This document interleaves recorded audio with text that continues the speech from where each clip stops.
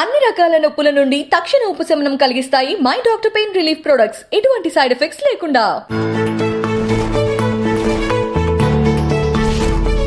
Tagore cinema వచ్చి 2003లో release అయింది. కొన్ని నెలల తేడాతో మీకు నేషనల్ అవార్డు వచ్చేసి అంటే మనకు అది పాజిటివ్ అంశం. ఇంకొక యాంగిల్లో ఆలోచించాలంటే తెలుగు సినిమా పాటకు నేషనల్ అవార్డు వచ్చి 20 ఏళ్ళు అయిందన్నమాట. అది కొంచెం బాధాకరం. అయితే దాంట్లో మళ్ళీ మెరుగేంటంటే ఒక సంతోషం ఏంటంటే చంద్రబోస్కు కిరవాణ్ గారికి ఆస్కార్ అవార్డు రావడం అనేది. సినిమా పాటల రచయిత కావాలి, అయి తీరాలనేది మీ లక్ష్యం కదా. ఈ ప్రయాణాన్ని మీరు ఒకసారి సమీక్షించుకుంటే మీకు ఏమనిపిస్తుంది? 6వ తరగతిలో నారాయణ రెడ్డి గారి పాటలు వింటున్నప్పుడే ఎప్పటికైనా సినిమాలకి పాటలు రాయాలనేది ఒక సంకల్పం. నేను దాన్ని వేటాడానా, అది నన్ను వెంటాడిందా తెలియదు కానీ పాట మిమ్మల్ని వెంటాడింది కాబట్టి నేషనల్ అవార్డు వచ్చింది. ఇప్పుడు ఏ సినిమాలు చేస్తున్నారు సార్ ప్రజెంట్? మోహన్ బాబు గారి భక్త కన్నప్ప అని ఒక సినిమా. ఓహో. అగడాల ఆ గడీల దినగండపు ఏలుబడిలో జరిగిన రజాకార్ల దౌష్ట్యాల మీద ఒక పెద్ద పీరియాడిక్ సినిమా వస్తుంది. చిన్నప్పుడు మీరు ఆ సాహిత్యానికి అట్రాక్ట్ అయ్యేవాళ్ళ, ట్యూన్కి అట్రాక్ట్ అయ్యేవాళ్ళ? మీరు మా నాన్న పాడుతుంటే అమ్మ అచేతనంగా అసలు ఎవరో పిలిచినట్టుగానే లేచి నడుచుకుంటూ వెళ్ళిపోయేది. నాన్న నాటకీయంగా చెప్పేవాడు. కీచకుని వర్షన్ లాగా పాడేవాడు. అవును, ఆ పాత్రోచితంగా. కామిని నేను వీడగలేను, కామ బాధ కొర్రగలేను. ఆత్రేయ, ఆరుద్ర ఈ టైటిల్స్ ఎక్కడ కనిపించినా కానీ అక్కడ మీ పేరు ఊహించు.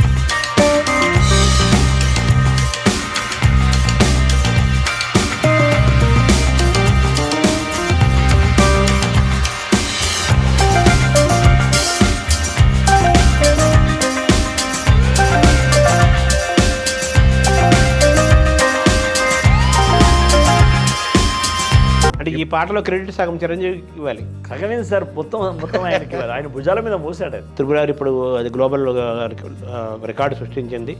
దానికి ఆస్కార్ వచ్చింది. తెలుగు సినిమా పాటకు ఆస్కార్ వచ్చింది. 2 పాటలు నా పాటలు అద్భుతంగా పోయినాయి.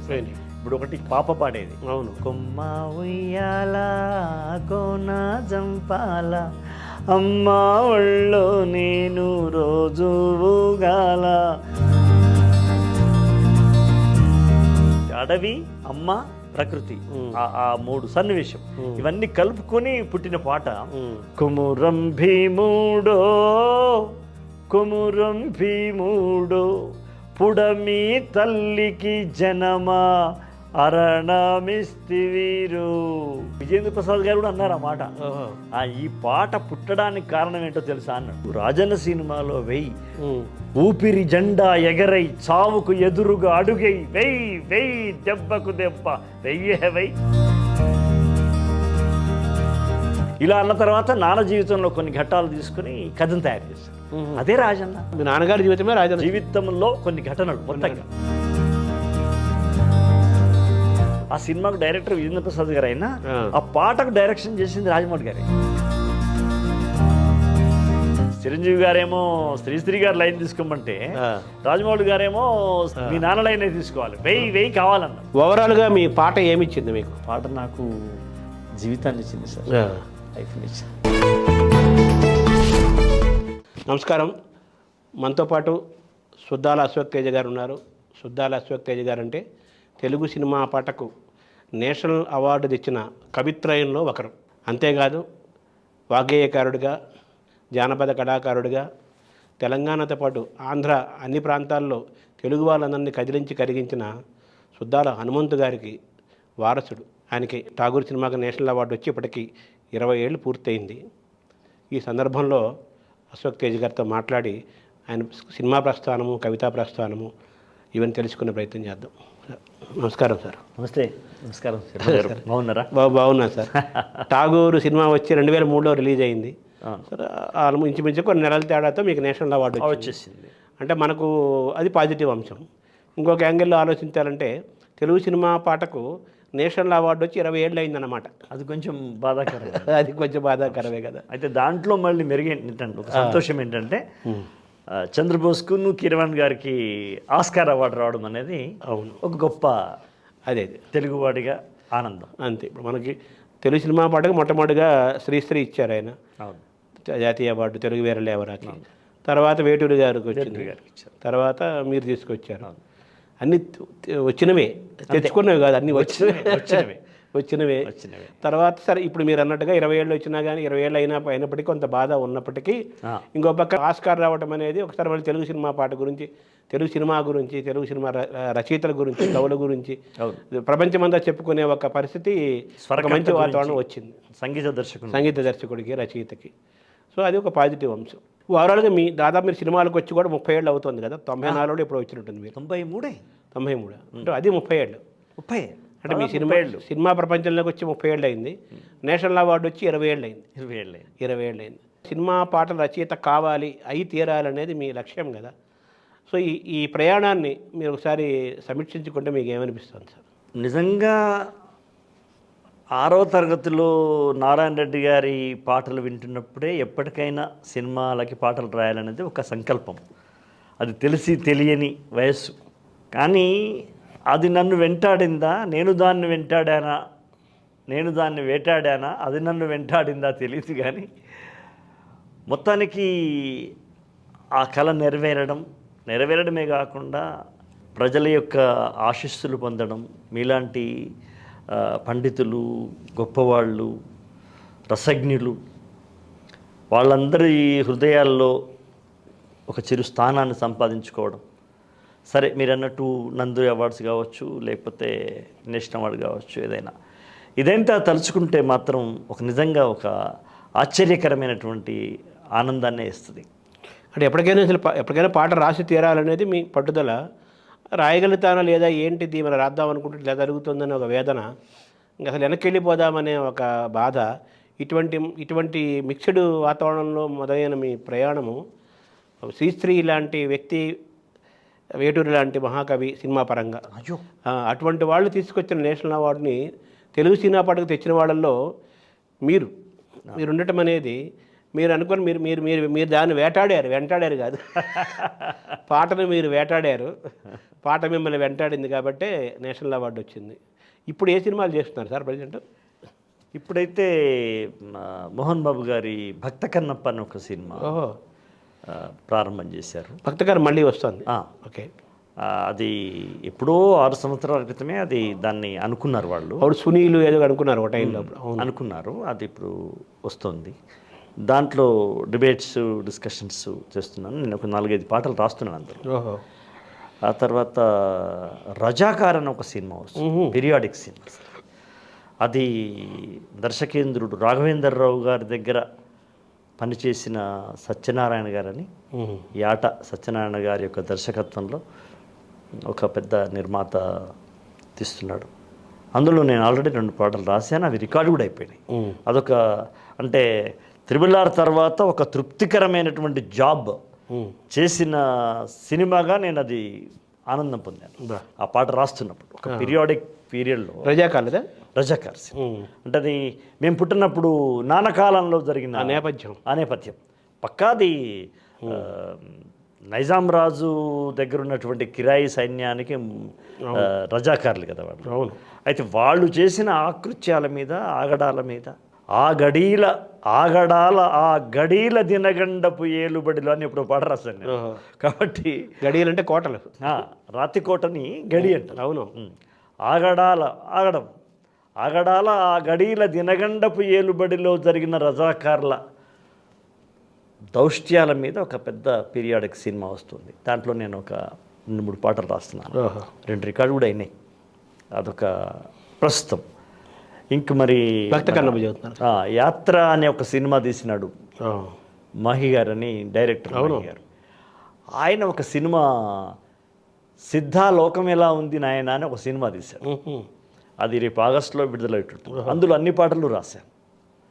అది అంటే అదేదో కొంచెం తాత్వికంగా అనిపిస్తుంది ఆ పేరు, భలేగా ఉంది కదా. ఏదో బ్రహ్మంగారు లాగా. అది ఫుల్ లెంత్ కామెడీ సినిమా, పేరు అట్లా ఉంది. అదే బ్రహ్మంగారు సిద్ధుడు మాట్లాడుకున్నాడు. అదే ఉద్దేశం, అదే సిద్ధాలోకం ఎలా ఉంది నాయన అంటే ఎవరి లోకంలో వాళ్ళు ఉన్నారు గురువు గారు అన్నట్టు. ఎవడి గోల వాడిదని సినిమా తీశాడు కదా. ఇవి అంతే కదా, ఎవడి స్వార్థం వాడిదని ఎవడి గోల వాడిది. సో ఈ 3 భక్త కన్నప్ప ఒక రకమైన కాన్సెప్ట్ ఫిలాసఫీ, రజాకార్లు అనేది ఒక రకమైన ఫిలాసఫీ, ఇది ఒక రకమైన ఫిలాసఫీ. 3 డిఫరెంట్ ఫిలాసఫీస్ కదా. ఇవి ఆల్మోస్ట్ మీరు ఏకకాలంలో అనుభవిస్తూ రాసి ఆ రసాన్ని పండించాల్సిన సవాళ్ళు మీకు ఉంది కదా. అది దాన్ని ఎలా అనుభవించారు సార్? అంటే ఒకటి సార్, ఇప్పుడు సినిమా రచయితకు ఉండే గొప్ప అదృష్టము అదే, సవాలు అదే, కొంచెం కష్టము కూడా అదే. ఎందుకంటే మీరున్నారు, మీరే డైరెక్టర్ అనుకోండి, మీరు ఒక అద్భుతమైన ఒక పెళ్లి పాటనో లేకపోతే ప్రేమ పాటనో రాయిస్తారు. మరుక్షణం ఇంకొక దగ్గరికి పోయినప్పుడు పూర్తి విరుద్ధమైనటువంటి ఒక మరణం గురించో లేకపోతే ఇంకేదో దాని గురించో ఒక ఫిలాసఫీ గురించో పాట రాసినప్పుడు, లేదా ఒక డ్యూయట్ రాయించినప్పుడు, ఆ వైవిధ్యం అనేది ఒకే రోజు వివిధ వ్యక్తులతో మాట్లాడుతున్నప్పుడు వివిధ వ్యక్తుల తాలూకు సన్నివేశాలలో వచ్చే ఆ రసాలు ఉంటాయి, అవి మనల్ని ఆనందపెడుతూ ఉంటాయి, కష్టపెడుతూ కూడా ఉంటాయి. అదే ఇప్పుడు ఆ రసాన్ని మీరు అనుభవింపజేయాలి. ఆ 3 నిమిషాల పాటలో అన్నీ తానై, నటుడై, దర్శకుడై, పాటని తయారించడంలో గాయకుడై పాటను తయారించడం అంటాను నేను. అవును, పాటను తయారించడం అనేది చాలా ఆనందాన్ని కలిగజేస్తుంది. అక్కడే మనకు ఒక తృప్తి, అంటే ఇష్టమైన కష్టం. అంతే కదా, బాగుంది ఇది. ఇష్టమైన కష్టం అంటే ఈ రసాన్ని, ఆ భావాన్ని తగ్గట్టుగా ఆ రసాన్ని పలికించాలి. అది మీరు ముందు మీరు అనుభవించాలి కదా, తర్వాత అనుభవింపజేయాలి. ఇందులో బోల్డ్ ఆనందం ఉంటుంది, అలాగే కష్టము, ఛాలెంజ్ ఉంటుంది. అది ఇష్టమైంది, అది అంతే కదా. అన్నీ అనుభవిస్తాం, అనుభవించి పల్లవించడం అంటారు. అంతే, కలవరించి పలవరించడం అంతే, కలవరించి పలవరించడం, అనుభవించి పల్లవించడం. మీరు మామూలుగా సినిమా పాటల రచయిత అవ్వటము, మీ నాన్నగారు గొప్ప వాగ్గేయకారులు, ఉద్యమకారులు, ఎన్నో వేల మందిని, లక్షల మందిని ఆ కాలంలో చైతన్యం తీసుకొచ్చిన వ్యక్తి కదా. మీరు ఆ నేపథ్యం నుంచి వచ్చిన వ్యక్తి, సినిమా పాట వైపు ఎందుకు మీరు ఆకర్షణకు ఎక్కువ గురయ్యారు? అంటే సినిమా పాటలు అంటే చిన్నప్పటి నుంచి మా అమ్మ పాడే సినిమా పాటలు, మా అమ్మ హిందీ సినిమా పాటలు పాడేది, తెలుగు పాటలు పాడేది. ఆమె ఒక పెద్ద ఇష్టం, అంజలీదేవి గారు. ఆమె సినిమాలు ఆ కాలంలో, అంటే మేము పుడుతున్న కాలంలో, పుట్టక ముందు అప్పుడు వచ్చిన సువర్ణ సుందరి లాంటివి, అద్భుతమైన ఆదినారాయణరావు గారు మ్యూజిక్ కదా, ఆదినారాయణరావు గారు, అవన్నీ మా అమ్మ మిషన్ కుడుతూ పాడడము. మా ఇంట్లో ఒక రేడియో ఉండేది, మా అమ్మ రేడియో పెట్టమంటే నేను రోజు కొంతమంది ఏదో 5-6 పాటలు వినేవాళ్ళు. బట్ నేను చాలా తెలివిగా ఉదయం ఏ కార్యక్రమంలో పాటలు వస్తాయి, మధ్యాహ్నం ఎప్పుడు వస్తాయి, సాయంత్రం ఎప్పుడు, శ్రీలంకలో ఎప్పుడు వస్తాయి, ఇవన్నీ తీసేసి నేను ఒక 60-70 పాటలు వినిపించేవాడిని మా అమ్మకి. అమ్మ ఇట్లా మనం స్టేషన్ మారిస్తే వస్తాయి. ఆవిడ వినిపించినప్పుడు మీరు వినటం జరిగింది. అలా నాకు పాట బాగా పోతే, ఇంట్లో నాన్న పాట రాయడము, అమ్మకి వినిపించడము, వేరే నాయకులు వచ్చినప్పుడు వాళ్ళని వినిపించడం, ఇల్లంతా ఒక పాట కచేరీలాగా ఉండేది. పాటల కర్మాగారం ఇల్లు, ఇల్లే ఒక పాట. పాట అయిపోయింది. కాబట్టి ఆ పాటల పందిరిలో పెరిగిన వాడిని కాబట్టి ఆటోమేటిక్గా నాకు పాటల మీద ఇష్టమైంది. అప్పుడు మనకున్న ఏకైక వినోద సాధనం ఏదైనా ఉంటే సినిమానే. అవును, సినిమానే కదా. కాబట్టి అది పెద్ద క్రేజీ. అప్పుడప్పుడే తెలివస్తున్నప్పుడు ఒక కృష్ణశాస్త్రి గారి పాట, ఒక నారాయణ రెడ్డి గారి పాట, ఒక ఆరుద్ర గారు, ఇవన్నీ పాటలు వింటుంటే సినిమా పాటలు కూడా ఇన్ని రకాల, వీటికి ఇన్ని ముఖాల అని అనుకుని ఆశ్చర్యపోయి మా అమ్మతో డిస్కషన్ చేయడం. పోతే మా ఇంట్లో పాట మీద ఒక డిబేట్ నడిచేది, చర్చ జరిగేది. అలా నేను ఒక సినిమాలో ఓ బాటసారి నన్ను మరవకోయి మజిలీ ఎటైనా మను మాసు గాన అంటే నేను మను మాసు గానా అని చెప్పేవాడిని. మా అమ్మ నవ్వి, అరే అది కాదురా మను మాసు గాన. అమ్మ ఈ మను మాసు గాన అంటే ఏంటమ్మా అంటే, మరి అది మను మాసు గాన, మను వేరే మాసు వేరే కాదురా, మనుమా సుఖానా డివైడ్ చేయటం అని అమ్మ ఇంత బాగా చెప్పడం. మజిలీయటైన మనుమా సుఖాన, ఇది అమ్మ చెప్తుండడం. ఓహో ఇంత ఉందా అని అక్కడి నుంచి నాకు అది హుక్ అయింది, దిక్కయింది. అంటే ఎలా పాట ఎలా వినాలి, ఎలా భావము అర్థము తగ్గట్టుగా ఎలా డివైడ్ చేసుకోవాలి, ఎలా దాన్ని అనుభూతించాలి అంటే ముందు సాహిత్యాన్ని అనుభవించడం, తర్వాత సంగీతం. అట్లాగే ఇంట్లో ఏదైనా మా నాన్న హైదరాబాద్కి వస్తే ఒక మంచి కొత్త పుస్తకం తీసుకొచ్చేవాడు. అంటే అది కథా సాహిత్యం కావచ్చు, కవిత్వము కావచ్చు. అది కర్పూర వసంతరాయలు బుక్కు, ఇప్పుడు రంగభూమి లాంటి ప్రేమ్చంద్ రాసిన రంగభూమి నవల, ఇలాంటివన్నీ నాన్న తీసుకొచ్చే లైబ్రరీలో పెట్టేవాడు, తన లైబ్రరీలో పెట్టేవాడు. అది మా ఇంట్లో మొదలు నాన్న చదువుతుంటే మేము వినేవాళ్ళం. నాకెప్పుడైతే చదువు వచ్చిందో నాన్న టోటల్గా ఆ బాధ్యత నాకు అప్పచెప్పాడు. ఆయన ఎప్పుడైనా సరే ఇంట్లో ఏ పుస్తకం వచ్చినా నేనే చదవాలి. చదివినప్పుడు అందులో వచ్చే వాక్యాలు ఉంటాయే, ఇప్పుడు మహత్తర కళాఖండాలన్నీ మానవుల హాహాకారాల్లోంచి జనిస్తాయి అనే ఒక వాక్యం శరత్చంద్ర చటోపాధ్యాయ రాసిన శేష ప్రశ్నలో ఉంది.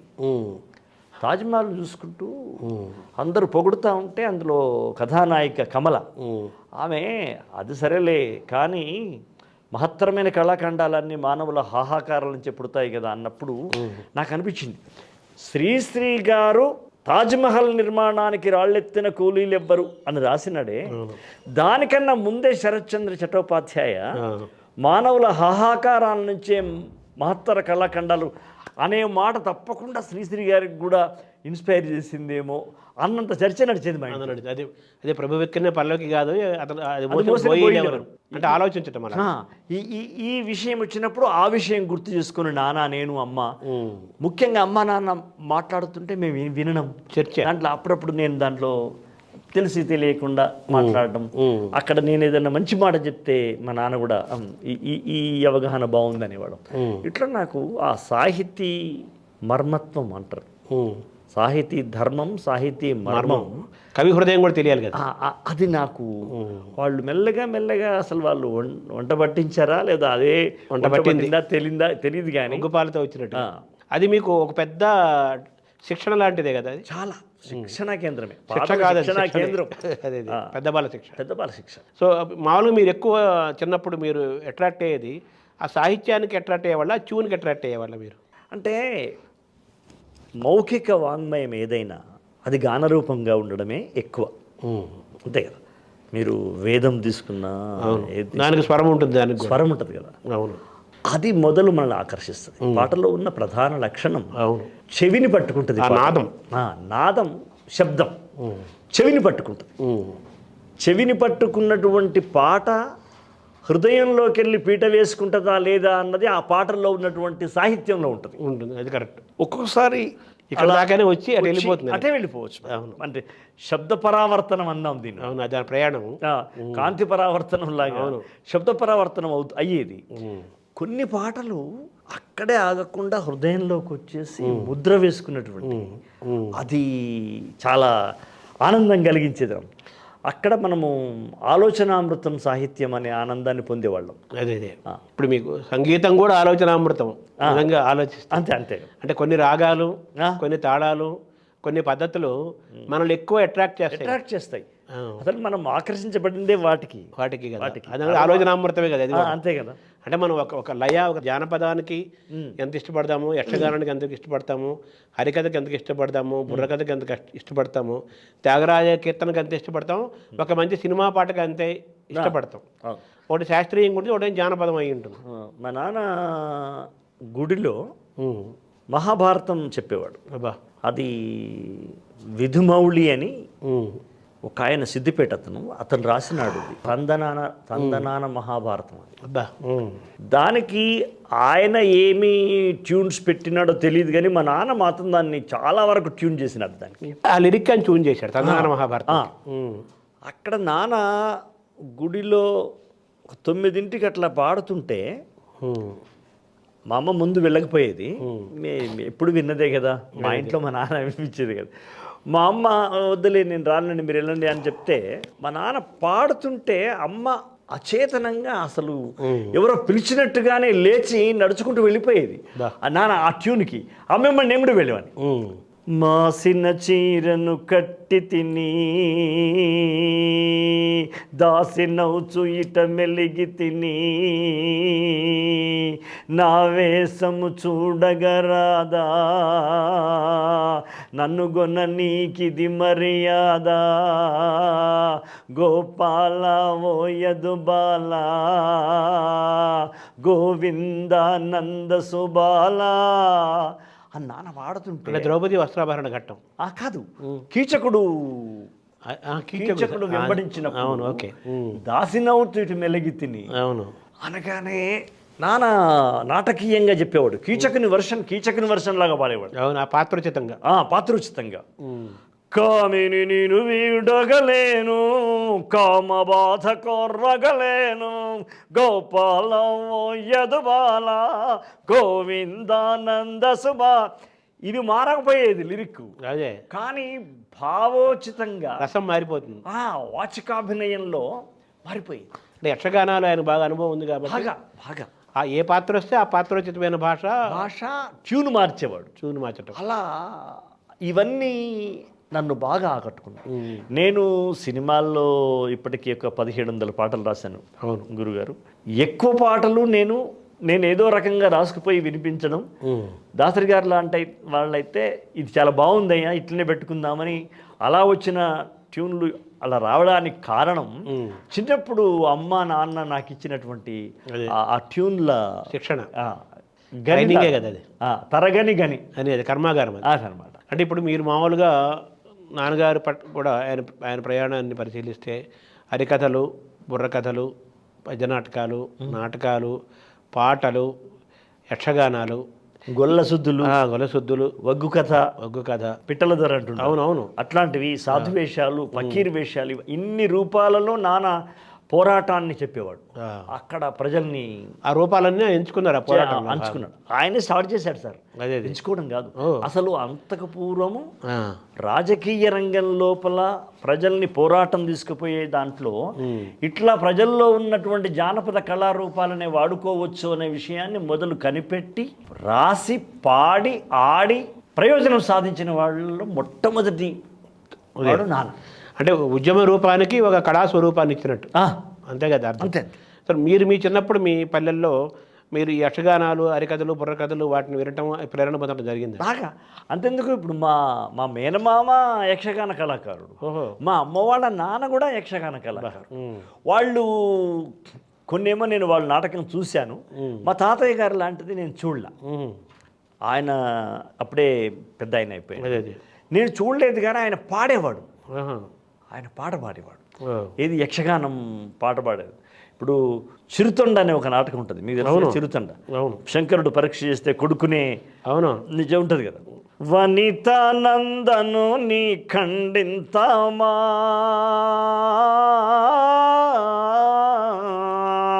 వేరు వేరుగా పక్వముగా వింతామా, ఇలాంటి పాటలు మనము చిందు కళాకారులు, అవును, దాసరి అని వాళ్ళని వచ్చేవాళ్ళు. వాళ్ళు మా తాతయ్య, మా మేనమామ పాడుతుంటే నాకు చాలా చాలా అట్రాక్ట్ అయిపోయేవాడిని. అప్పుడు మాకున్న వినోద కాలక్షేపం అంతే కదా పల్లెటూళ్ళల్లో. అంతే. ఒక హరికథగాయ గారు వస్తే అబ్బో ఆయన బతిమాలి, అయ్యా మీరు ఇంకొక రోజు ఉండండి, ఇంకో రోజు ఉండండి అని. అలా హరికథలు, బుర్రకథలు, యక్షగానాలు, భజనలు ఇవన్నీ కదా, అవే కదా వినోద భజనలు మేము పాల్గొనేవాళ్ళం. అయితే నాన్నగారు ఏం చేశారంటే ఈ జానపద కళారూపాలని ఒక ఉద్యమానికి కళారూపాలుగా మలిచారు. కాబట్టి అంత చైతన్యం తీసుకురాగలిగారు బాగా బాగా. సో బేసిక్గా నాన్నగారు కమ్యూనిస్ట్ కదా. అవును. సో మీలో కమ్యూనిస్ట్ ఉన్నాడా? మీలో ఎవరున్నారు? అంటే నానంత నిబద్ధత కలిగిన కమ్యూనిస్ట్ ఉన్నాడని నేను, అంటే అప్పుడు ఆ నేపథ్యం అటువంటిది కదా. అంతేగాని అంత నిబద్ధత కలిగిన కమ్యూనిస్ట్ ఉన్నాడని చెప్తే హిపోక్రసీ అవుతుంది. అదే నేను అంత నిబద్ధత లేదు. ఆయన చనిపోయేదాకా అచ్చమైన ప్రజాకవి. ఆయన ఎప్పుడు దేవుణ్ణి వ్యతిరేకించలేదు కదా. దేవుడు ఎప్పుడు వ్యతిరేకించలేదు.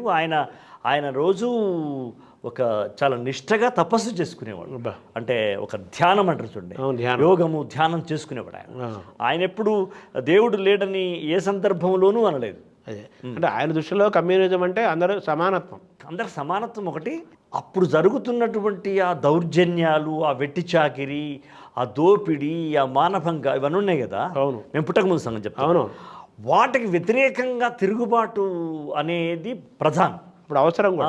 ఇది కరెక్ట్ కాదు, నడుస్తున్న చరిత్ర కరెక్ట్ కాదు, మనకు స్వాతంత్ర్యం రావాలి, మనం కూడా ఈ బ్రిటిష్లో అక్కడ వెళ్ళిపోవాలి, ఈ నైజాం రాజు ఇక్కడ కూలిపోవాలనే ఉద్దేశంలో ఆయన కమ్యూనిస్టు అయినాడు. కానీ ఆయన ముందు ఆర్య సమాజిస్టు. అంతఃపూర్వం ఆయన అడవులలో వాళ్ళ గురువు గారితో తిరిగి ధ్యానము, యోగము చేసిన వ్యక్తి. అది మన అల్లూరి సీతారామరాజులాగా. ఇప్పుడు మీ ఇళ్ళ నేపథ్యంలో ఎప్పటి నుంచో ఉంది మీ ఇంట్లో ఈ కళ అనేది, అంతే కదా? సంగీత సాహిత్యం మా తాతలు నాకు ఆడుతుంది. మా నాన్న వాళ్ళ నాన్నలు 6 సార్. ఆ 6 ఇంక వేరే వాళ్ళకు పాత్రలు ఇచ్చేది లేదు. వాళ్ళే ప్రతినాయకుడు, కథానాయకుడు, మంత్రి కూడా, సూత్రధారి అంటారే. అవును. ఇవి చేసి ఒక్క కళావంతుల కుటుంబం నుంచి ఒక అమ్మాయి, పాడగలిగిన అమ్మాయిని పెట్టుకుని ఆమె కథానాయిక. మా నాన్న వాళ్ళ నాన్న సూత్రధారి, మంత్రి క్యారెక్టర్ చేసి వాళ్ళు కొన్ని సంవత్సరాలు వాళ్ళ ఒక సీజన్లో వెళ్ళి నాటకాలు వేసి మళ్ళీ వచ్చేవాళ్ళట. అట్లా అమ్మ వైపు నుంచి కూడా అంతేనా? అమ్మ వైపు కూడా అంతే. అమ్మ వైపు వాళ్ళేమో ఊళ్ళో వాళ్ళ ఆలేరు అని ఉంది ఇక్కడ, ఆలేరులో వాళ్ళ చుట్టాలు, పక్కాలు, బ్రదర్స్ ఉంటారు కదా, వాళ్ళు నాటకాలు వేసేవాళ్ళు. సో మీరు ఇంత జానపద నేపథ్యము, ఇంత బహుకళారూపం యొక్క బ్యాక్గ్రౌండ్ ఉన్నవాళ్ళు సినిమా పాటలోకి రావడానికి కారణం ఆ రేడియోలో ఆ పాటలు వింటమేనా మూలం? లేదు. నారాయణ రెడ్డి గారి పట్ల నాకున్నటువంటి ఆ క్రేజ్ అంటారే విపరీతమైన. అది ఆయన కవి సమ్మేళనం వస్తే రేడియోలో ఆయన కవిత్వం పాడుతుంటే, అంటే చదువుతుంటే, తర్వాత ఇంటర్కి మేము హైదరాబాద్కి వచ్చాం కదా, వచ్చిన తర్వాత మళ్ళీ అది అట్లా వెంటాడుతూ వచ్చింది నన్ను. ఇంటర్కి హైదరాబాద్కి వచ్చేసరికల్లా ఆయన రవీంద్ర భారతిలో కవి సమ్మేళనాలు, రేడియోలో ఆయన ప్రసంగాలు, రవీంద్ర భారతిలో ఆయన ప్రసంగాలు, ఇవన్నీ విని ఓ తెలుగు ఇలా మాట్లాడాలా, ఓ పాట రాస్తే ఇలా రాయాలా, ఇవన్నీ నన్ను కలవరపెట్టి నిద్ర లేకుండా చేసేవి. సో ఎప్పటికైనా మనం అటు వెళ్ళాల్సిందే అనే. అంటే మీకు ఆయన రోల్ మోడల్ నారాయణ రెడ్డి గారని చెప్పాలి పక్క.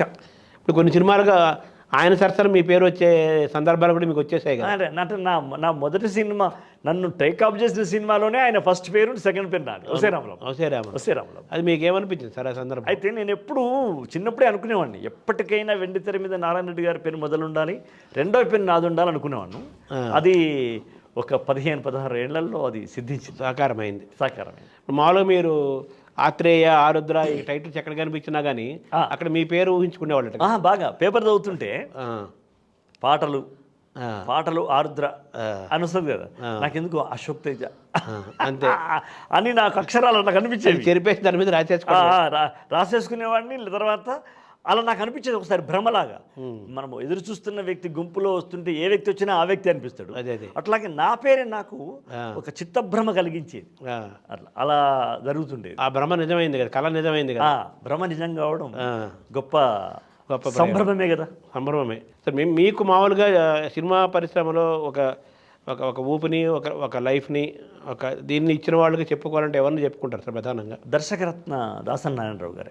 ఎందుకంటే అంతకుముందు నేను కొన్ని పాటలు రాసిన, ఫస్ట్ పాట కూడా బాగా హిట్ అయినా ఒసే రామలమ్మతోటే నా లైఫ్ టర్న్ తీసుకుంది. కాబట్టి డెఫినెట్గా ఆయన వల్లనే. విషయాలలో ఎన్ని పాటలు రాశారు? 7 పాటలు రాశాను. బా అలా 11 పాటలు ఉంటాయి. 7 సాంగ్స్ రాశాను. అందులో ఒకటి యక్షగానం టైప్లో ఒక పాట ఉంటుంది కదా, అది నేను రాసింది.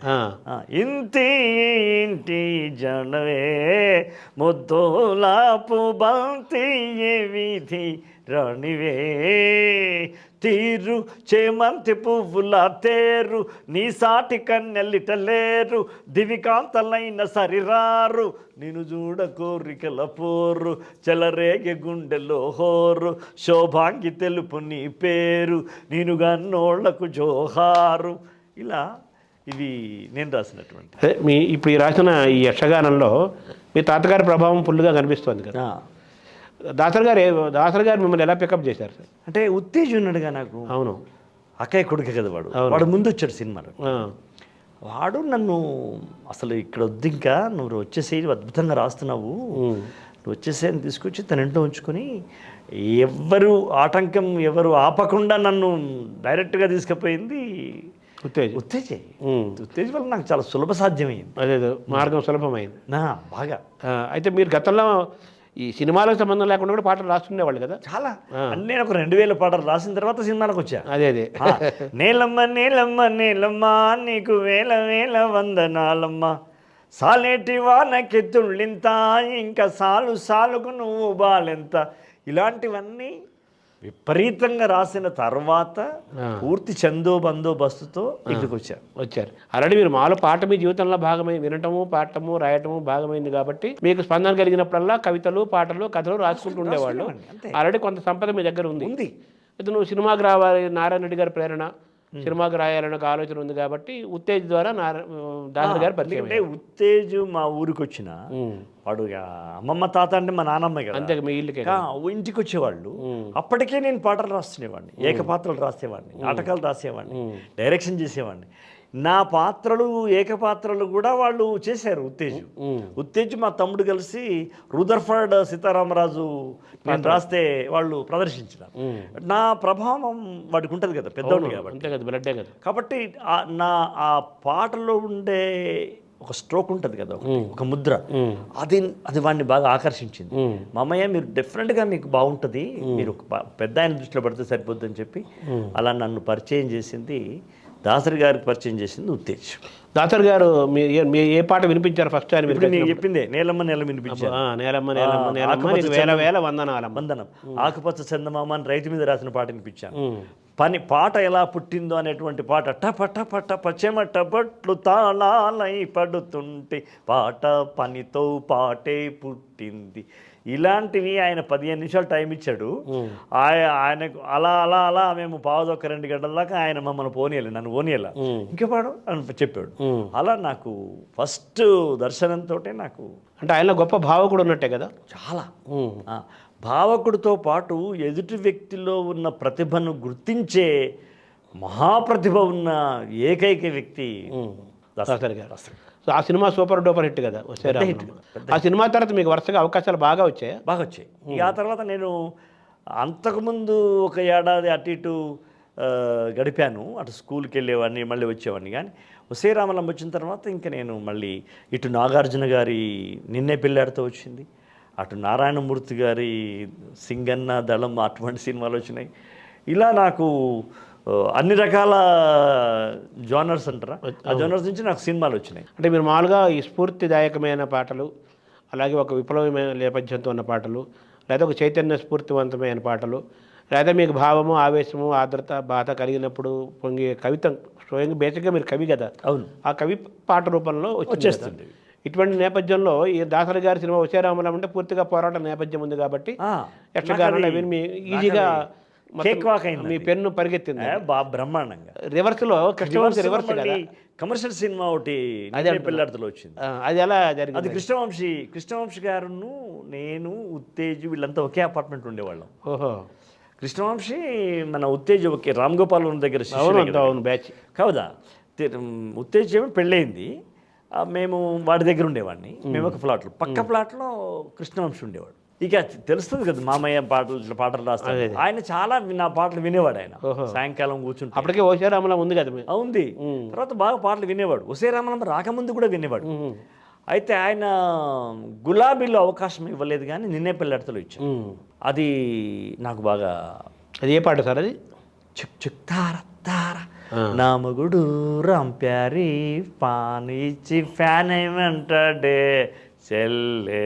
ఇది పూర్తిగా మీ స్టైల్కి మీ మనసుకి విరుద్ధమైన పాట అది. విరుద్ధమైంది.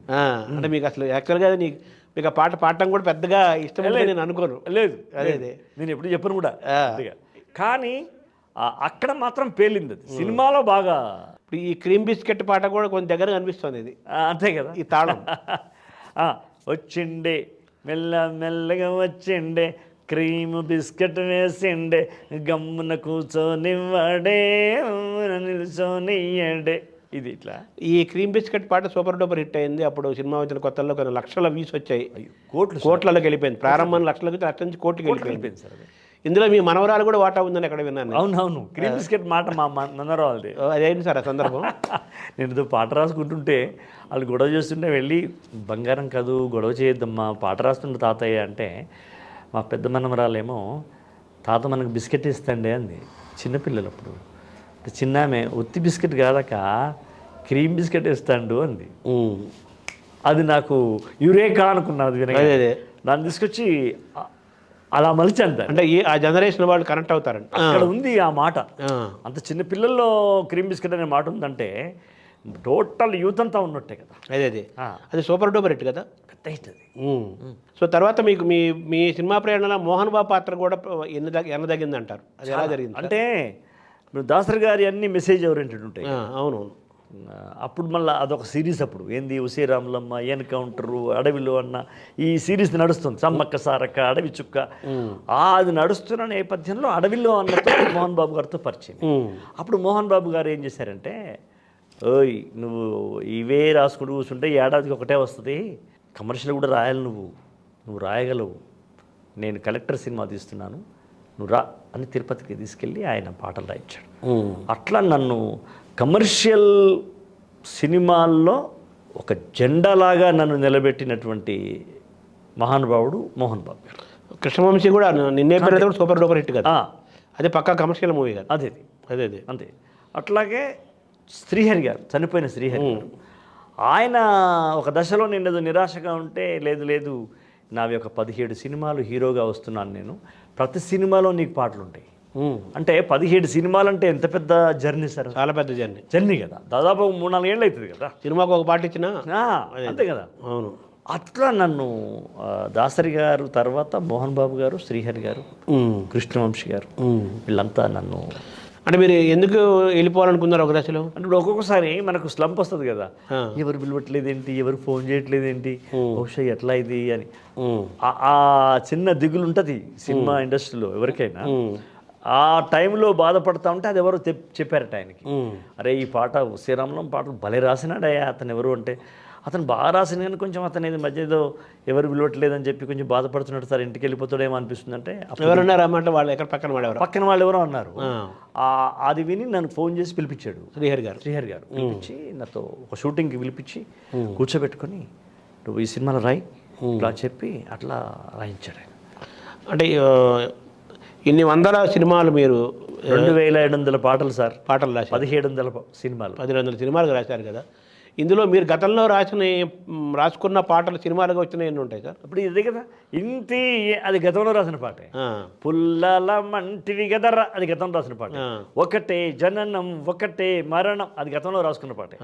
ఇవన్నీ ఇట్లా అవకాశం వచ్చినప్పుడు అవి వేస్తే పర్ఫెక్ట్ గా సిచ్యువేషన్ సూట్ అయింది. మీరు ఆల్రెడీ లోపల ఉండేవి ఇలా ఇస్తుండేవాళ్ళు, పంచేవాళ్ళు, చిన్న మార్పులు చేసేవాళ్ళు, అంటే కథకు అనుకూలంగా. ఇప్పుడు మీరు స్వయంగా పాడగలుగుతారు, దానికి సినిమాకు సంగీత దర్శకుడు ఉంటాడు కదా. మీ ఇద్దరి మధ్య ఎలా ఉండేది కాపురం? బ్రహ్మాండంగా ఉండేది. అంటే మీ ట్యూన్ యాజిటీకి తీసుకునేవాళ్ళ? అది డైరెక్టర్ మీద ఆధారపడి ఉండేది. ఒక్కోసారి ఇప్పుడు మీరు పాడారు నేలమ్మ, అదే ట్యూను నారాయణమూర్తి గారు మొన్న ఒక సినిమాలో పెట్టాడు కదా. అట్లాగే నేను ఒకసారి దాసరి గారి దగ్గర ఒక తమాషా జరిగింది. నాయుడు గారు అనే సినిమా తీసి అవునవును. దాంట్లో నా ఆకుపచ్చ చందమామ ఆల్రెడీ రికార్డ్ అయిపోయింది పాట. అయిన తర్వాత కోడలును అత్తామామ ఆహ్వానించే పాట ఒకటి కావాలి సన్నివేశ ప్రకారం. నేను అక్కడే ఉన్న ఆఫీస్లో, నాకు చెప్పట్లా, గురుగారు నాకు చెప్పట్లా, ఒక పెద్ద రచయితకి చెప్పి ఇది రాయమంటున్నాడు. ఆయన రోజు ఒక పల్లవి రాసి తీసుకొస్తున్నాడు. ఈయనకు నచ్చట్లా. మేము ఊరికే ఉంటాం కదా పక్కన. జరుగుతూ ఉంది. ఒక 10 days దాకా అయింది. నేను అక్కడే ఉన్నా. నేను వెళ్ళిపో అంటే ఉండు, నువ్వు ఎందుకు పోతావు అని అంటున్నాడు. ఇక ఆయన అంటే మనం ఏమంటాము పెద్ద.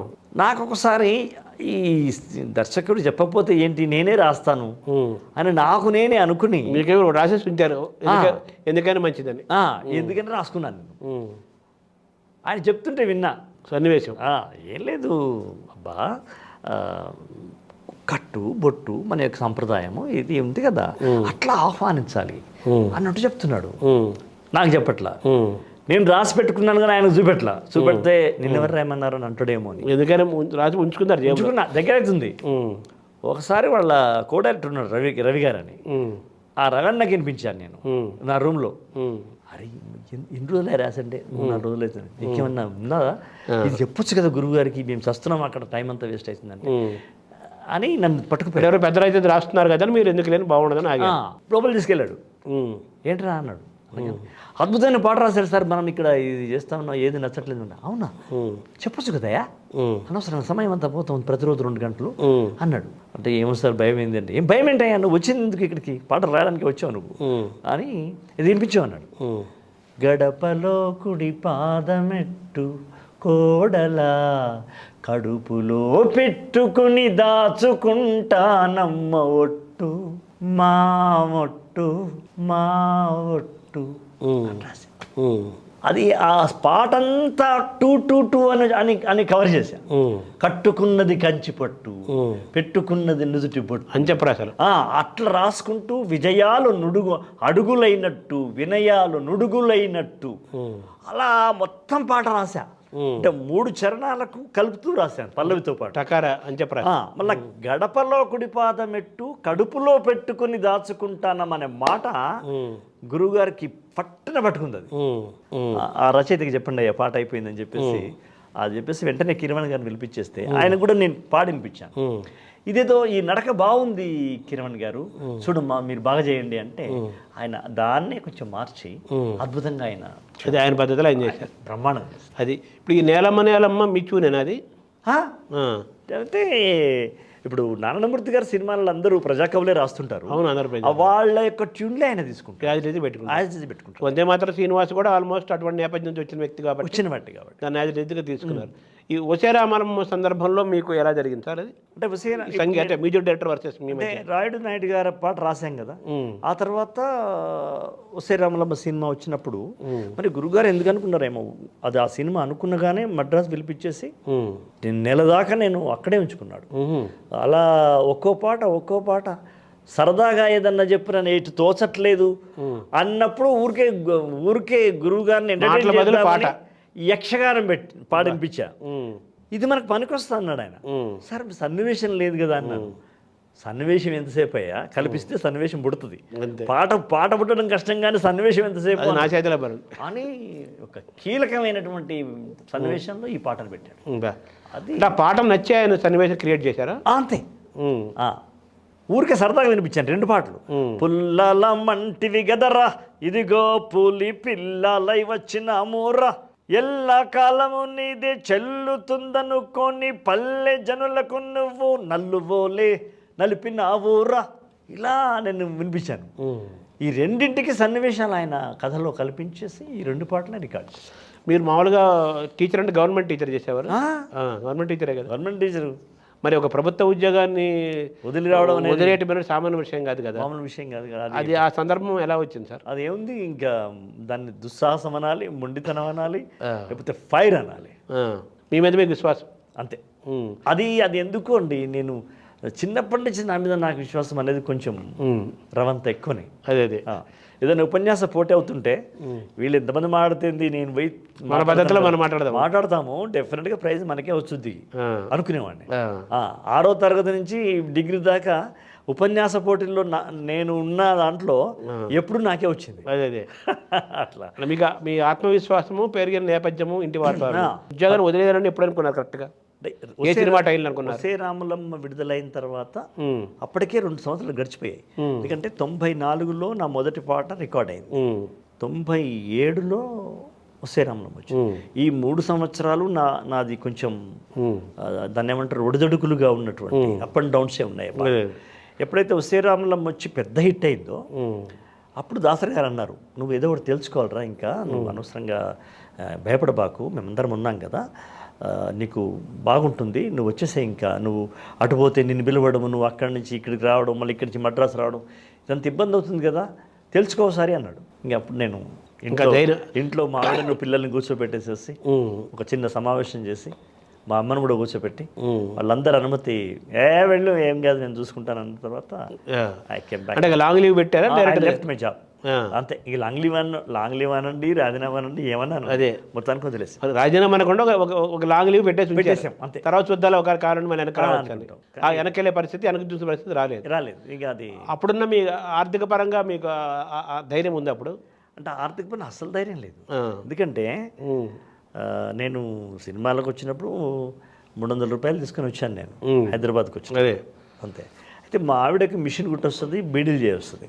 అయితే ఆవిడ ఇచ్చిన ధైర్యం ఏంటంటే, నువ్వు ఎన్నాళ్ళు ప్రయత్నం చేస్తావో చేసుకో, ఏడాదో 2 నెలలు 6 నెలలు చేస్తావు కదా, చేసుకో, నేను ఇక్కడ పిల్లల్ని నేను చూసుకుంటాను, నాకు ఈ 2 పనులు వస్తాయి, ఏదో పని చేసి నీ పిల్లల్ని నేను చూసుకుంటాను, నువ్వు వెళ్ళిపో అని చెప్పి ఆమె ఇచ్చిన సపోర్ట్ మామూలు సపోర్ట్ తల్లిదండ్రులాగానే. మా అమ్మ కూడా, లేదు బిడ్డ, నువ్వు ఏదన్నా అనుకుంటే అవుతుంది నాయన, నువ్వు పని మొదలు పెట్టరా, సగమైనట్టే అన్నది. అంటే మీ ప్రయాణాన్ని, మీ గెలుపుని మీ ఫాదర్ చూసారా? ఫాదర్ చనిపోయారు సార్. ఫాదర్ కోసం నా సినిమా ఎంట్రీ కూడా తెలియదు. ఆయన ఎప్పుడు చాలా కాలం 82లో చనిపోయాడు. అబ్బో 93లో నా, అవును 10 ఏళ్ల ముందే, 11 ఏళ్ల ముందే. అమ్మ ఎంజాయ్ చేసి, అమ్మ నా నేషన్ ఎంజాయ్ చేసింది, నేను ఇల్లు కట్టుకోవడం, నేను కారు కొనుక్కోవడం, నాకు అవార్డు రావడం, పెద్దవాడు అబ్దుల్ కలాంతో అవార్డు తీసుకుని, ఇవన్నీ అమ్మ మీ నాన్న లేదు కానీ నేను చెప్పిండ్రా నువ్వు చాలా మంచిగా ఉంటావు అని చెప్పినా మీ నాన్నకు అని చెప్తుంటే. అంటే మీ ఆత్మవిశ్వాసము, మీ కుటుంబ నేపథ్యమే మిమ్మల్ని పరిశ్రమలో నిలబెట్టింది ఇప్పటిదాకా. ఇప్పుడు మనకు ఠాగూర్కి సినిమాకి నేషనల్ అవార్డు వచ్చి 20 ఏళ్ళైన సందర్భంగా మనం ఈ ప్రత్యేక ఇంటర్వ్యూ చేస్తున్నాం కాబట్టి ఆ పాట పుట్టిన నేపథ్యం ఒకసారి మళ్ళీ గుర్తు చేసుకుందాం సార్. అది ఎప్పుడు మధురమే కదా. చాలా అంటే ముందు శ్రీశ్రీ మాటలు కదా అవి, నేను సైతం అనేది శ్రీశ్రీ మాటల తర్వాత వచ్చినాయి సార్. వివి వినాయక్ గారు పిలిపించి, మణిశర్మ గారు పిలిపించి ఆ సన్నివేశం చెప్పినట్టు, లక్షలాది మంది ఆయన కోసం ఆయనకు ఉరిదీస్తారు అనగానే లక్షలాది మంది వద్దు అని చెప్పేసి ఎటు చూసినా జనమే ముఖ్యమంత్రి మీదకి, ప్రభుత్వం మీద వాళ్ళు నిరసన తెలియజేస్తుంటారు. ఆ సందర్భంలో ఈ పాట రావాలి, అది అగ్ని కణంలాగా రగిలించాలి ఆ పాట అన్నట్టుగా, అదే రగిలింది విప్లవాగ్ని ఈ రోజు అన్నట్టుగా బాగా రావాలని చెప్పాడు. అప్పుడు నేను రాసి, అప్పుడు మణిగారు ఏమన్నారంటే, మణిశర్మ గారు, ట్యూన్ ఇవ్వను నేను, నువ్వు ఏదో పాట వినిపిస్తావుగా, అట్లా చేయి అన్నాడు. అట్లా అదొక పెద్ద స్వేచ్ఛ కదా. అప్పుడు అగ్నినే, ఇది పల్లవి ఫస్ట్, అగ్ని నేత్రమహోగ్రజ్వాల దాచినావో రుద్రుడ, అగ్ని శిఖలను గుండెలోన అణచినావో సూర్యుడ, ఇలా నేను పాట మొత్తం రాశాను. చాలా బాగుంది అనుకున్నారు. చిరంజీవి గారు పిలిచారు, పిలిచినాక వినిపిన్నారు. ఆయన కూడా, చూడశోక్ నాకు ఎట్లా గుస్బంప్స్ వస్తున్నాయో, అద్భుతంగా ఉంది పాట. అయితే నాకు శ్రీశ్రీ వాక్యాలు వాడుకోవాలని ఉంది నాకు. అతపూర్వము రుద్రవీణను కూడా వాడుకున్నాను నేను, సీతారాం శాస్త్రి గారు రాశారు. దీనికి కూడా మనం వాడుకోవాలి అన్నప్పుడు ఏముంది సార్, దీని ముందలది పెడదామండి, పల్లవిని చరణం చేద్దాము, అది పల్లవిగా పెట్టుకుందాం సార్, మీకు ఎక్కడ జరుకు రాదు చూడండి అని చెప్పి పాట వినిపించిన. అరే బాగుంది అన్నారు, అట్లా రికార్డ్ చేస్తారు. అది అప్పుడు ఎలా జరిగింది సార్ రెండింటి మధ్య? నేను సైతం దగ్గర నుంచి ఇప్పుడు నేను సైతం ప్రపంచాగ్నికి అనేది నాకు కావాలి అన్నారు ఆయన. ఆ మాట కావాలి, ఆ వాక్యం శ్రీశ్రీ పెట్టుకోవాలన్నాడు. అది దాన్ని మనం ఎట్లా యాడ్ చేస్తాము అని అన్నాడు. నేను అన్నా సార్, ఇప్పుడు మనం ఏదైతే పల్లవి అనుకుంటున్నామో దీన్ని చరణం చేద్దాం, ఇది చరణంగా మార్చుకుందాం, అది తీసుకొచ్చి యాజ్ ఇట్ ఈస్గా దాన్ని ముందర పెట్టేద్దాం, పల్లవి అవుతుంది, చరణం అవుతుంది సార్. ఇక్కడ కూడా అగ్ని ఉంది, అక్కడ అగ్ని ఉంది, అలా కంటిన్యూ అయిపోయింది. ఓహో. ఆ ట్యూను ట్యూన్ మళ్ళీ తర్వాత నేను ఇప్పుడు మీకు వినిపించినట్టే వినిపించాను నేను, ఎవరికి మణి గారికి కానీ చిరంజీవి గారికి కానీ. కానీ దాన్ని ఇంప్రవైజ్ చేశాడు. నేను బాగా సైతం, నేను సైతం. పెద్ద అది కదా సార్. అది నేషనల్ అవార్డు వస్తుందని మీరు అప్పుడు ఊహించారు అసలు? రాసినప్పుడు ఊహించలేదు సార్. రాసినప్పుడు ఎవరు ఊహిస్తాం సార్? అదే అదే అసలే ఊహించలేదు. పాట ఓకే అయితే చాలు, చిరంజీవి గారిని రాస్తున్నాము, హ్యాపీ, మంచి సినిమా, ట్యాగూర్ సినిమా అనేది అనుకున్నాము. బట్ అది కేబీ తిలక్ గారును ఎన్కౌంటర్ డైరెక్టర్ శంకర్ అన్న ఇద్దరు ఆ సంవత్సరం జ్యూరీలో ఉన్నారు తెలుగు. కాబట్టి తిలక్ గారును శంకర్ అన్న బాగా ఫైట్. పాత ఆయన తిలక్ గారు అంటే పాత ఆయన కేబీ తిలక్ గారు వాళ్ళిద్దరూ బాగా ఫైట్ చేశారు అక్కడ. అక్కడ బెంగాలీ గీతం, హిందీ గీతము, తమిళ గీతము అడ్డొచ్చింది, పోటీ నిలిచాయి. ఆ టైంలో ఇప్పుడు ఈ లైన్స్ మీ దాంట్లో ఉన్నాయా? ఇంత అద్భుతమైనటువంటి ఒక దేశానికి సందేశానికి సంబంధించింది కదా ఇది. ఇప్పుడు మన్నం వీరుడు రామరాజు ధనుష్టంకారానివా, భగత్ సింగ్ కడసారి పలికిన ఇంకిలాబ్ శబ్దానివా, ఇది అద్భుతమైన ఫైనల్ పవర్ పవర్ కదా. అది ఫైట్ బాగా చేసి ఆయన ఒప్పించేసి దాన్ని చేసినారు. జైపాల్ రెడ్డి గారే హ్యాండ్ ఉంది సార్ అందులో. అప్పుడైతే ఆయన సాంస్కృతిక శాఖ మినిస్టర్గా ఉన్నారు, ఆయన ఉన్నారు. బట్ ఆయన టచ్లో లేదు. బట్ ఇది వీళ్ళే మెంబర్స్ జ్యూరీ కమిటీ మెంబర్లో వీళ్ళిద్దరు ఉన్నారు. అదే వీళ్ళిద్దరు యొక్క ఇన్ఫ్లుయెన్స్ ఉంది. ఇన్ఫ్లుయెన్స్ ఈ పాట ఎంత గొప్పగా ఉందని చెప్పారు అని వాళ్ళతో డిస్కస్ చేశారు, డిబేట్ చేశారు. అదే చర్చ జరిగింది. పట్టు వదలలా తిలక్ గారు. తర్వాత చెప్పాడు ఆయన ఇలా జరిగింది అని. అంటే ఈ పాటలో క్రెడిట్ సగం చిరంజీవికి ఇవ్వాలి. కగలేదు సార్, మొత్తం ఆయనకి ఇవ్వాలి. ఆయన భుజాల మీద మోసాడు అది. అంటే సినిమా పాట ఏదైనా గారు, సినిమా పాట ఏదైనా అది మామూలు అదే సినిమాలో నేను గప్పు చిప్పు గంతులు ఇప్పుడు నీ కప్పులోన పూలు పెట్టే రోజులు ఎప్పుడు అని కూడా రాసాం. ఏ పాట రాసినా కూడా సంగీత దర్శకుడు, కాగితం మీద 25% పాట, సంగీత దర్శకుడు, గాయకుడు, నటుడు, సినిమా దర్శకుడు, ప్రజలు, స్క్రీన్ ప్రెజెన్స్, అది లేకుండా అంటే ఆ సమష్టి కృషి లేకుండా పాటకు ఆ స్థాయి రావడం అంటే ఒక్కరే ఇక్కడ బాధ్యులు కానే కాదు. కాబట్టి అక్కడ టీం వర్క్. చిరంజీవి గారు, వివి వినాయక్ గారు, మణి శర్మ గారు, మరి బాలు గారు. ఆ పాట తెలుగు భాషేతర గాయకులు పాడితే పవర్ఫుల్ వాయిస్ అయి ఉండాలి కదా. అది చేస్తే ఎలా ఉంటుంది? వచ్చేదా? తేలిపోతుంది. నేను బాలు గారు ఉన్నప్పుడు చెప్పా, అది మీరు పాడకపోతే వచ్చేది కదండి. ఆయన ఇది ఉంది. ఆ క్రెడిట్ గోస్ టు 5 మెంబర్స్ కదా, గాయకుడు కదా. అలా 5గురి సమష్టి కృషిలోంచి వస్తుంది సార్ అది. సరే రైటర్గా నాకు అక్కడ ఇచ్చిన టెక్నికల్గా పాట రాసిన పాట మీద రాసిన దాన్ని ఘంటసాల పాడాడు. తెలుగు రచనా కేటగిరీలో మనకు వచ్చింది కాబట్టి అంతే తప్ప. అలాగే శ్రీశ్రీ తెలుగు వేరే ఎవరు కూడా ఘంటసాల పాడింది కదా. పాడింది మామూలు విషయమేనా? మరి ఘంటసాల తక్కువ వాడు కాదు కదా, అది వేరే సబ్జెక్ట్. ఆదినారాయణరావు గారు, ఆదినారాయణ తక్కువ మ్యూజిక్ డైరెక్టర్. చిరంజీవి ఏమన్నారు సార్ ఇప్పుడు మీద డిస్కషన్ ఏం జరిగింది? ఈ పాట పల్లవి పెట్టడం నేషనల్ అవార్డు వచ్చింది అనేది ఆయన క్రెడిట్ ఆయనకి వెళ్ళిన. ఆయన అప్పుడు గ్రీక్లో ఉన్నాడు, ఎథెన్స్లో ఏదో ఉన్నాడు ఆయన. అక్కడి నుంచి ఆయన పత్రికా ప్రకటన ఇచ్చినాడు. అశోక్ తేజ అర్హుడు దీనికి, చాలా అద్భుతంగా రాస్తున్నాడు, నేను ముందే అనుకున్నాను, చాలా గొప్ప పాట అవుతుంది అనుకున్నాను నేను అని ఆయన బాగా చేసుకున్నాడు. తర్వాత పిలిపించాడు. నేను ఆ షూటింగ్లో ఉంటే పిలిస్తే ఆయన నాకు ఫెలిసిటేట్ చేశాడు. అక్కడి నుంచి ప్రయాణము మీకు నేషనల్ అవార్డు తీసుకొచ్చిన తర్వాత, సరే ఇందాక మనం ప్రారంభంలో RRR గురించి మాట్లాడుకున్నాం. RRR ఇప్పుడు అది గ్లోబల్ రికార్డు సృష్టించింది. దానికి ఆస్కార్ వచ్చింది, తెలుగు సినిమా పాటకి ఆస్కార్ వచ్చింది. అందులో మీరు రాసిన కొమరం 2 పాటలు నా పాటలు అద్భుతంగా పోయినాయి. ఇప్పుడు ఒకటి పాప పాడేది, అవును, కొమ్మ ఉయ్యాల కోన జంపాల అమ్మా ఒళ్ళో నేను రోజు ఊగాల రోజు ఊగాల, ఈ పాట అది బిగినింగ్లో వస్తుంది.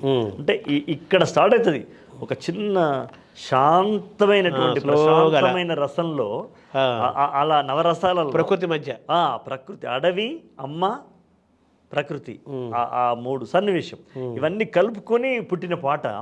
అది అలా అలా అలా వెళ్ళి ఆ ట్యూను వీరోచితంగా తయారు పైకి లేచింది. ఎక్కడి క్లైమాక్స్ అక్కడ ఎన్టీఆర్ నటన. అందుకని ఆ పాటకు అన్ని కోట్ల వ్యూస్ వచ్చింది. ఇవాళ ఆబాల గోపాలం కొమరం భీముడు పాట పాడుతున్నారంటే దాంట్లో ఒక ఎన్టీఆర్, రామ్ చరణ్, మరి మ్యూజిక్ డైరెక్టర్ కీరవాణి గారు పాడిన భైరవ, మరి రాజమౌళి గారు ఏం కావాలి, ఈజ్ ద మ్యాన్, క్యాప్టెన్ కదా, ఆ మహానుభావుడు కదా. అంటే ఈ కొమరం భీముడు యొక్క చరిత్ర కూడా తెలంగాణ ప్రాంతవాసిగా ఉద్యమ నేపథ్యం నుంచి కుటుంబం ఇచ్చిన నాకు వ్యక్తిగా బాగా తెలుసు, అదే మీకు నరనరాల్లో బాగా జీర్ణించుకుపోయింది.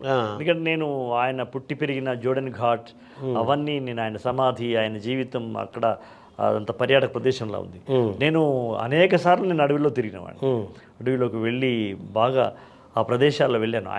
ఆయన పాదధూళి రాల్చిన పవిత్ర క్షేత్రంలో నేను పరిభ్రమించాను. అదే కాబట్టి అది నాకు బాగా నన్ను అవగాహన చేసుకున్నాను. ఆ పరిమళాలు మీకు వచ్చి చేరాయి, ఆ ప్రేరణ కూడా. సో కొమరం భీముడు అనేది మీకు ఆ ప్రయాణాన్ని చూసుకుంటే మీరు చదివారు కదా, అది కొమ్మ ఉయ్యాల, అవి వింటుంటే నాకు రాజన్న సినిమాలోని నాన్నగారు పాట రాసినవే కదా. అవును, దెబ్బకు దెబ్బ వెయ్యి అని ఉంది కదా, సేమ్ అసలు ఈ పాటకు భూమికి ఆ పాటే. అది నాకు ఇప్పుడు పాడుతున్నప్పుడు అనిపించింది. మీరు కాదు, విజయేంద్ర ప్రసాద్ గారు కూడా అన్నారు ఆ మాట. ఈ పాట పుట్టడానికి కారణం ఏంటో తెలుసా అన్నాడు. అన్వేషణలో సినిమాలో మేము రాసేటప్పుడు ఇక్కడ పాట ఉండాలనుకోవడానికి కారణం ఏంటి చెప్పంటే ఏదో చెప్పాను నేను. అది కాదు, రాజన్న సినిమాలో వెయ్యి ఊపిరి జెండా ఎగరై చావుకు ఎదురుగా అడుగై వెయ్యి దెబ్బకు దెబ్బ వెయ్యి అని రాసాం. కణం కణం ఒక అగ్ని కణంగా అట్లా రాసాం కదా. అది బేస్ దీనికి. ఇక్కడ కూడా నువ్వు అద్భుతంగా రాసావు. ఇవాళ అది సినిమా కథకు అది మీ నాన్నగారు రాసిన సందర్భమేమో వాస్తవ ఘటనగా రాసిన సంఘటన. ఇదేమో సినిమాగా దాన్ని మలిచారు. ప్రేరణ కోసం. రాజన్న సినిమా కథనే నాన్న జీవితం నుంచి పుట్టింది. అది ఆ సందర్భం ఎలా వచ్చింది సార్? అదే నేను విజయేంద్ర ప్రసాద్ గారు ఒకసారి మద్రాసు నుంచి హైదరాబాద్కి వస్తూ నేను ఇట్లా సుద్దాల అశోక్ అనగానే అప్పటికి నా పాటలు విన్నాడు ఆయన.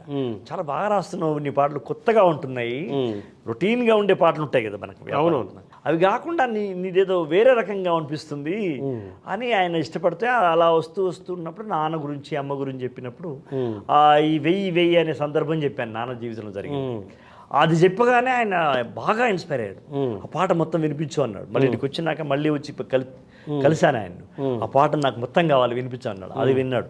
ఇలా అన్న తర్వాత నాన్న జీవితంలో కొన్ని ఘట్టాలు తీసుకుని కథను తయారు చేశాడు. అదే రాజన్న. మీ నాన్నగారి జీవితమే రాజన్న జీవితంలో కొన్ని ఘటనలు మొత్తంగా ప్రేరణ. అలా అయితే త్రిపులారు కూడా అంతే కదా, అల్లు సీతారామరాజుకి కొమరం భీముకి అవి ఒక కల్పన చేశారు. అంతే కదా, ఆ కల్పన అద్భుతంగా వచ్చింది. అంతే. ఇది వచ్చేసరికి మీ నాన్నగారి జీవితాన్ని ప్రేరణగా తీసుకొని ఆయన జీవితాల ఘట్టాల ప్రేరణగా తీసుకొని, అవును, ఆ పాటలు ఆ నేపథ్యం అంతా దాన్ని ఎలా తీసుకోవాలి సార్? దానికి అంటే అప్పుడు ఆ పాట బాగా ఇష్టమైంది కదా మన విజయేంద్ర ప్రసాద్ గారికి. అది రాజమౌళి గారిని కూడా కూర్చోబెట్టాడు ఒకసారి. ఆ సినిమాకు డైరెక్టర్ విజయేంద్ర ప్రసాద్ గారు అయినా ఆ పాటకు డైరెక్షన్ చేసింది రాజమౌళి గారే. పోతే ఆ పాట రాయించింది కూడా రాజమౌళి గారే. అప్పుడు విజయేంద్ర ప్రసాద్ గారు ఏమంటే ఈ ఒక్క పాట నువ్వు రాయించు అని చెప్పినట్టుంది. నాకు నచ్చినట్టు రాయాలి సార్, ఇది నాన్న కోసం కాదు, నా కోసం రాయాలి, నేనే దాన్ని నేను చేస్తున్నాను, చిత్రీకరిస్తున్నాను అన్నప్పుడు ఆయన చెప్పిన కండిషన్తో ఆ పాట రాశాను. ఆయన అక్కడ కండిషన్ ఏం పెట్టాడంటే ఎక్కడ ఆయుధాల పేరు రావద్దు అన్నాడు ఆయన. ఆయుధాలు అనేది రావద్దు, మ్యాన్ ఇస్ ద మిలిటరీ, పాటే ఆయుధం లాగా ఉండాలి, పాటే ఆయుధం లాగా ఉండాలి, బాడీయే ఆయుధం అనుకోవాలి, వన్ మ్యాన్ ఆర్మీ అంటారు. అవునవును, అది కావాలి నాకు. ఎక్కడ ఈటే కత్తి ఖడ్గం తుపాకీ రాకుండా హీరో యుద్ధం చేయడు, మీ నాన్నలాగానే పాడుతూ ఉంటాడు, జనం తిరగబడతారు. మా నాన్న జీవితంలో జరిగింది అది. అవునవును, వాస్తవం కదా. అది నాకు కావాలి. ఇక్కడ కూడా నాన్న లైన్ అదే తీసుకోవాలన్నాడు. ఇప్పుడు చిరంజీవి గారేమో శ్రీశ్రీ గారు లైన్ తీసుకోమంటే రాజమౌళి గారేమో విజయేంద్ర ప్రసాద్ గారేమో మీ నాన్న లైనే తీసుకోవాలి, వెయ్యి కావాలన్నారు. అంతే, దానికి వెయ్యి వేసేయమన్నారు. వేసేయమన్నారు. దానికి కీరవాణి గారు ముందు ఒక సాకి కావాలన్నారు. సాకి ఆపకమ్మా పోరాటం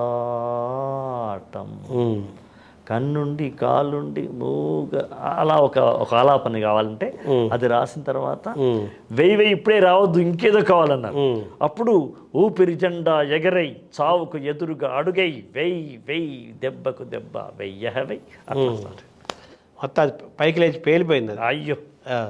తర్వాత మీలో కథకుడు కూడా ఉన్నాడు కదా, ఉన్నాడా లేడా? ఉన్నాడు. మరి ఆ కథకుడిని ఎందుకు రెస్ట్లో పెట్టారా ఏంటది? అది అంటే ఇక మనం పాటల దీంట్లో పడిపోయినాం కదా. అదే ఇంకా అంటే మేము స్వర్ణక్క అనే సినిమాకి కథ నాదే, అది కథ నాది. తమ్ముడు దాసరి గారి సినిమా కదా అది? కాదు, తమ్మారెడ్డి భరద్వాజ్ గారు. తమ్మారెడ్డి భరద్వాజ్ గారు. స్వర్ణక్క బాగా ఆడింది, దానికి నంది అవార్డ్స్ వచ్చినాయి. అవును, రోజాకి నంది, శకుంతల అమ్మగారికి, శకుంతల గారికి నంది, అలా ఆ కథ మీదే. కథ మాదే.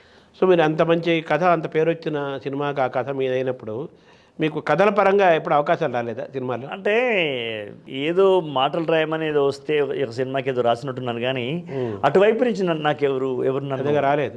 అంటే స్వర్ణకి హిట్ కూడా అయింది కదా అయినా కూడా రాలేదు. అంటే పర్చు బ్రదర్స్ ఉన్నారు, సుద్దాల బ్రదర్స్ అవుదాం అనుకున్నాం. ఎవరున్నారు ఇంకా బ్రదర్? ఇంకారు తమ్ముడు సుధాకర్ ఉన్నారు. వాడు ఇప్పుడు advisor to the government sir. ఇప్పుడు వాడు వాస్తు సైంటిస్ట్. వాడు అవును ఇప్పుడు సచివాలయము తమ్ముడే కదా. అవును, సుద్దాల సుధాకర్ అంటారు వాడిని. అవునవును. అయితే వాడు నేను కలిసి రాసాం. అది ఆయన కూడా ఉన్నాడు. వాడు నేను కలిసి రాసాం. సో ఆ కథ కంచికెళ్ళింది. అలాగా కథ కంచికెళ్ళింది, మనం మంచిగా వచ్చాం. మంచిగా పాట కథను ముంచేసింది. అంతే కదా.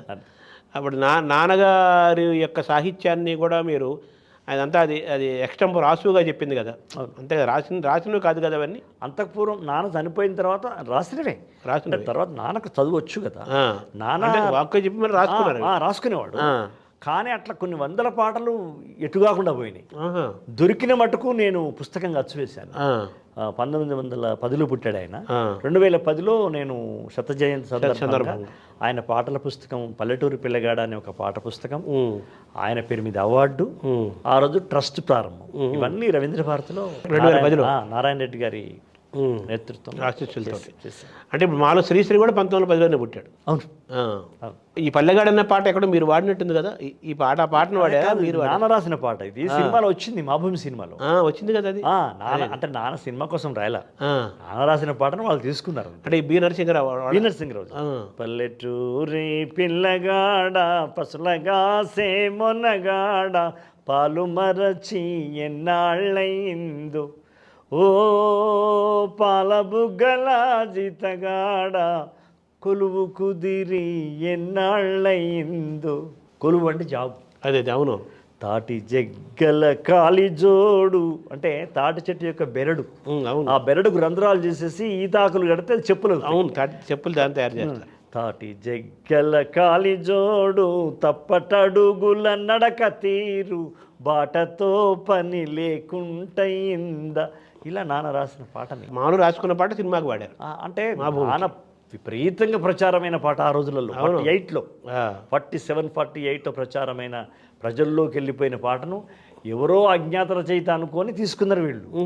తర్వాత అది నా దృష్టికి వచ్చి అజ్ఞాత రచయిత కాదు, నాన్న బతికే ఉన్నాడు అని చెప్పిన తర్వాత వాళ్ళు మళ్ళీ నాన్న పేరు వేశారు. మా భూమి సినిమా పిలిచారు, నన్ను సన్మానించినారు. అంటే మీకంటే ముందుగానే మీ నాన్నగారి పేరు సినిమా వచ్చింది. ఆయనే ముందు. అంతే కదా. అక్కడ కూడా ఆయనే ముందు నడిపించినట్టుగా. పాటకు ముందే, అన్నిటికీ వెండితెర మీద పీటకు ముందే అన్నిటికీ ఆయనే ఉంది. సార్ మీకు బాగా ఇష్టమైన సినిమా రచయితలు ఎవరు సార్? నారాయణ రెడ్డి గారు. అంతే. ఆత్రేయ, శ్రీశ్రీ వాళ్ళ అదంతా ఉంది, కానీ ఒక పర్సనల్ టచ్ ఉంటుంది చూసారు, ఒక పర్సనల్గా మనం ఫీల్ అవుతూ ఉంటాం. అది నారాయణ రెడ్డి గారు మీ ప్రయాణాన్ని చూసి ఏమనేవాళ్ళు సార్? ఆయన ఒక రవీంద్ర భారతిలోనే నా సినీ సాహితీ వారసుడు అని ప్రకటించినాడు ఆయన. సినిమాలో నేను ఒకసారి నాగేశ్వరరావు గారు అక్కినేని అభినయ అవలోకనం అని ఒక కార్యక్రమం చేశారు. నాగేశ్వరరావు గారు కూడా ఎదురుగా కూర్చున్నారు, నారాయణ రెడ్డి గారు కూర్చున్నారు. ఆ సమయంలో నేను మాట్లాడుతూ ఉన్నా, మధ్య మధ్యలో పాడుతూ మాట్లాడుతూ ఉంటే, ఆ తర్వాత తను వేదిక మీదకి వచ్చిన తర్వాత చూసారా నా వారసుని అన్నాడు. అనగానే మీ వారసుడా అన్నాడు. నా సినీ సాహితీ వారసుడు అనౌన్స్ చేశాడు ఆయన. అనౌన్స్ చేశారు. తర్వాత మీరు మామూలుగా మీరు ఉపాధ్యాయులుగా ఉన్నారు, పాఠాలు చెప్పారు కొంతమందికి. పాటలతో పాటు పాఠాలు కూడా మీ జీవితంలో ఉన్నాయి. తల్లిదండ్రుల నుంచి, తాత ముత్తాత నుంచి, అమ్మ వైపు, నాన్న వైపు నుంచి కళారూపాలను మీరు ఇంట్లో ఒంట్లో కళ ఉంది. అయితే మీరు ప్రాచీన సాహిత్యాన్ని, ఆధునిక సాహిత్యాన్ని కూడా మీరు ఇష్టంతో చదువుకున్నారు బాగా. వాటి ప్రభావము, అవి మీకు ఏ విధంగా ఉపయోగపడ్డాయి సార్? చాలా ఉపయోగపడ్డాయి. అంటే ఇప్పుడు మనము సినిమా పాట అనగానే చాలామందికి ఏంటంటే వీళ్ళు ఏమి విద్య చదివి ఉంటారులే, ఇదేదో ద్వితీయ శ్రేణి సాహిత్యం కిందికి వస్తుందని అన్నట్టుగా మాట్లాడతారు. కానీ అది సీతారామ శాస్త్రి గారు అయితే దాన్ని చాలా చాలా తీవ్రంగా ఖండించేవాడు. సినిమా కవి, ఇంకో కవి అని ఉండరయ్యా, కవి అనేది ఒకడే ఉంటాడు, వాడు సినిమాకి రాస్తాడు, దేనికైనా రాస్తాడు కవి అని చెప్పేవాడు. అయితే నా మేరకు నేను చదువుకున్న సాహిత్యం నాకు చాలా ఉపయోగపడింది. అంటే ఒక ఒక లైన్లో ఒక ఫిలాసఫీ రావాలి అంటే ఇప్పుడు కాలువై పారే నా గుండె నెత్తూరు నేలమ్మ నుదుట పొట్టయితుంది చూడు అమ్మ కాళ్లకు పారాణైతుంది చూడు తల్లి పెదవుల నవ్వై మెరిసింది చూడు కుమురం భీముడో కుమురం భీముడో పుడమి తల్లికి జనమా అరణమిస్తివీరు అని రాయడం వెనకాల అపారమైనటువంటి నా సమాజాన్ని చూసినటువంటి జ్ఞానం కావచ్చు, సాహిత్యాన్ని అధ్యయనం చేసిన జ్ఞానం అక్కడ పనిచేసి. అంటే మీరు అటు సంప్రదాయమైన పద్య కవిత్వాన్ని మీరు సమానంగా ప్రేమించి చదువుకున్నారు, అలాగే విప్లవాత్మకమైన పాటల్ని మీరు ప్రేమించి చదువుకున్నారు. ఈ ప్రాచీన కవులు లేదా సంప్రదాయ కవులు మీకు బాగా ఇష్టమైన కవులు ఎవరు సార్? కవిత్రయ నుంచి శ్రీనాథ నుంచి తెక్కన పోతాం.